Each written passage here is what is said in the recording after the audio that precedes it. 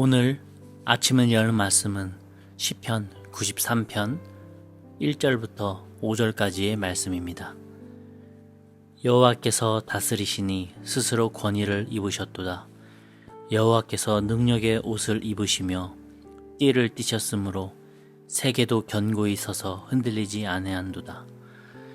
주의 보좌는 예로부터 견고히 섰으며 주는 영원부터 계셨나이다. 여호와여, 큰 물이 소리를 높였고 큰 물이 그 소리를 높였으니 큰 물이 그 물결을 높이나이다. 높이 계신 여호와의 능력은 많은 물소리와 바다의 큰 파도보다 크니이다.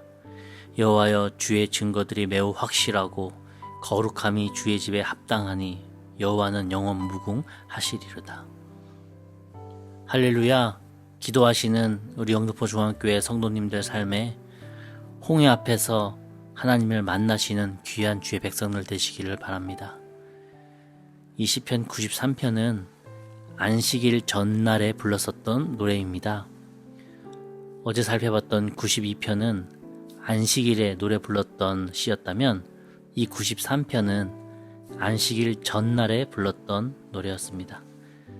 그렇다면 안식일 전날에 어떤 내용의 노래를 불렀는가 살펴보면 5절밖에 되지 않는 참 짧지만 굵직한 내용을 담고 있는 교훈입니다. 1절과 2절에서는 하나님의 권위와 주의 능력을 찬양하고 3절과 4절에서는 홍해보다 더 크신 그 하나님의 높으심을 찬양하고 있습니다. 마지막으로 5절에서는 그런 하나님이 우리 삶에 여전히 증거로 존재하고 계심을 찬양하고 있습니다. 안식일 전날에 이렇게 하나님의 위대하심을 찬양하는 이 시편 93편을 항상 읊조렸던 그 이유가 뭘까요? 이스라엘 백성들의 시작점이라고도 할 수 있는 이 출애굽 사건에서 빠질 수 없는 가장 큰 사건인 바로 이 홍해의 사건을 몇천 년이 지나도 후손들에게 전하며 그 하나님을 잊지 말자고, 그 하나님의 역사하심을 기억하자고 이 시편 93편을 지은 것입니다. 본문 3절 한번 보겠습니다. 큰 물이 소리를 높였고 그 물결이 높았다라고 기록을 하고 있습니다. 노예 출신으로 400년 이상을 주인이 시키는 대로 살아왔던 이스라엘 백성들이 이제는 자기의 의지로 애굽을 탈출한 것도 대단한 결심이었는데 그 탈출 이후에 이들의 삶의 현실은 호락호락하지 않았었습니다. 그들 눈앞에 펼쳐진 해결 불가능해 보이는 이 홍해 앞에서 이스라엘 사람들은 절망했었습니다.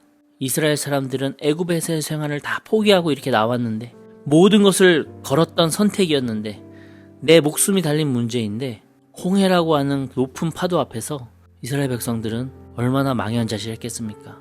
하늘이 무너지고 어쩌면 모세가 원망스러웠을 수도 있습니다. 우리 역시도 너무나도 큰 인생의 문제, 그 홍해 앞에서 어찌할 바를 몰라 절망할 때가 있습니다. 이 문제를 어떻게 해결할지, 이 문제로 인해서 어떤 안 좋은 미래가 펼쳐질지 여러 가지 나 중심으로 계산을 하게 됩니다. 그런데 우리가 문제 앞에서 나 중심의 계산을 하다 보면 반드시 그 결론은 항상 부정적으로 나오기 마련입니다. 그런데 오늘 5절에 보십시오. 이 시편의 저자는 이렇게 마지막으로 고백을 합니다. 여호와여, 주의 증거들이 매우 확실하고 라고 말합니다. 그 홍해 앞에 섰을 때 비로소 보이는 게 있으니 바로 하나님의 살아계심이 확실하게 그 증거로 보인다고 하는 것입니다. 홍해가 없었을 때는 내 신앙이 좋은 줄로 착각했었어요. 인생에 고난이 없었을 때는 내 믿음이 좋은 줄로 알았었습니다. 그러니 여호와의 살아계심을 찾을 이유도 없었고 여호와께서 나와 함께 하심을 생각해 볼 이유도 없었습니다. 한마디로 주의 증거가 중요하지 않았다고 하는 것이죠. 그런데 내 능력으로는 1%도 어찌할 수 없는 그 인생의 홍해 앞에 딱 서게 되었을 때는 너무나도 거대한 그 문제 앞에 내가 얼마나 전적으로 작은 존재였고 내가 얼마나 하나님 앞에서 신앙이 흔들리고 믿음이 연약한 존재였는지를 알게 됩니다. 일본에서 성도님들을 신방하다 보면은 2시간 이내에 일어설 수가 없습니다. 왠지 아십니까? 끊임없이 말씀하시기 때문이죠. 왜 그러실까요? 사람을 앞에 두고 말하는 경우도 드물고 그 이야기를 끝까지 들어주는 사람도 드물기 때문입니다. 혼자서 외롭게 지내고 혼자서 외롭게 사회생활을 하는 사람들이 대부분 우리 한국인들의 삶의 모습이더라고요. 혼자가 아닌 그 시간이 너무나도 귀하기 때문입니다. 그분들에게 인생의 홍해는 아르바이트장에서의 힘든 사건도 아니고요. 사업이 넘어지는 일도 아니었고, 누군가의 관계 속에서 손해를 보는 일, 도무지 감당할 수 없는 재정적인 문제도 아니었습니다. 그분들의 인생의 홍해는 끝없는 외로움과 고독감이더라고요.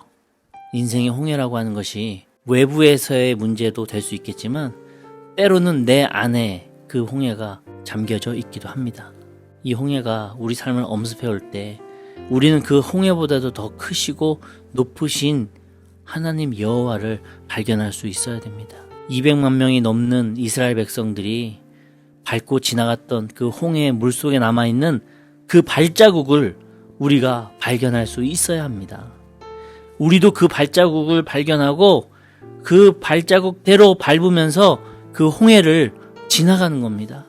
이게 바로 5절에 나오는 여호와여 주의 증거들이 매우 확실하고 라고 하는 고백을 할 수 있는 사람이라고 하는 거죠.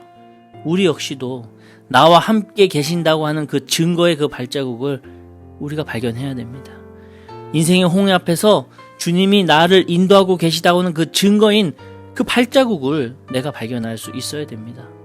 주님이 여전히 나를 사랑하고 계시다라고 하는 그 증거인 그 발자국이 있어야 한다는 것이죠.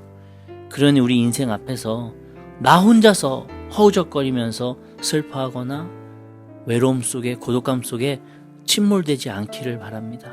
홍해 앞에서 하나님 붙잡고 모세가 하나님께 기도했듯 이스라엘 백성들이 하나님께 온전히 그 어떤 것도 의지하지 않고 다 내려놓고 주님만을 붙잡으며 기도했을 때 주님께서 진퇴양난에 빠져있는 이스라엘 백성들에게 오셔서 그 홍해를 갈라주셨고 그 증거의 발자국을 남기셨듯이 우리 역시도 정말 하나님밖에 없습니다.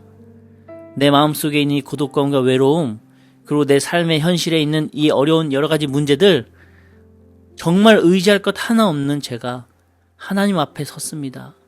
홀로 선 제 자신의 이 모습을 주님 기억하여 주시고 주님께서 역사하여 주시옵소서라고 매달릴 수 있는 우리가 되기를 바랍니다. 우리는 홍해 앞에서 예수님이 걸어가셨던 그 발자국을 발견하고 모세와 함께 이스라엘 백성들이 만났었던 그 하나님을 만나야 합니다. 그럴 때 우리에게 증거가 되는 그 발자국이 내 눈에 선명하게 보이고 나 역시도 그 발자국대로 발을 내디딜 때 홍해가 열리고 하나님의 손길이 내려오는 귀한 역사를 경험하게 될 줄로 믿습니다.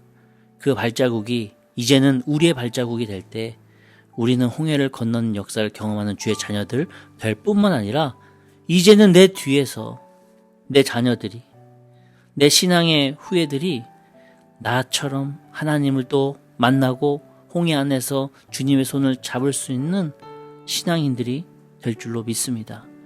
그럴 때 우리 역시도 1절의 고백처럼 여호와께서 다스리시니 스스로 권위를 입으셨도다.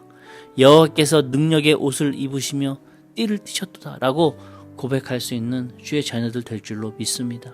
인생의 홍해 속에서 많은 어려움을 겪을 때에 우리 영등포 중앙교회 성도님들의 신앙이 그 많은 물보다도 크고 높으신 하나님께로 제일 먼저 향하심으로 주님이 선명하게 보여주시는 그 발자국을 발견하고 그 발자국을 따라가는 주님의 귀한 자녀들 다 되시기를 간절히 축원합니다. 오늘 하루도 홍해 앞에서 이스라엘 백성들의 그 발자국을 발견하시는 주님의 자녀들 다 되시기를 간절히 축복합니다. 아멘.